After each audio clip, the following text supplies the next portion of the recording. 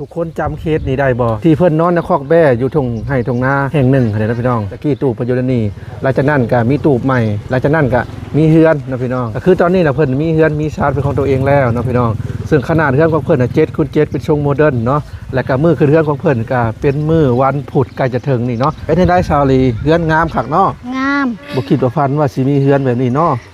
แต่ก่อนนอนคอกแบ่บัดนี้ลืมคอกแบ่ไปเลยบ่บัดนี้ลืมแล้วไม่ใช่คอกแบ่คือบ่เห็นล่ะคือส่งคืนน้องคอยส่งคืนแล้วคอกแบ่นะโดยอ๋อ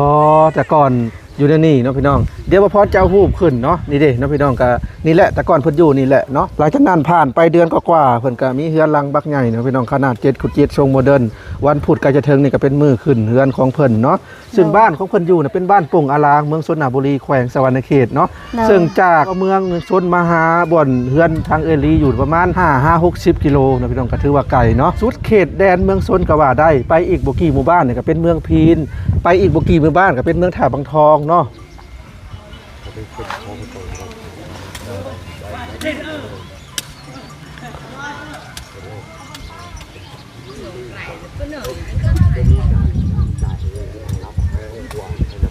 คนที่จะขึ้นบ้านใหม่ของเพิ่นนี่ก็ประมาณ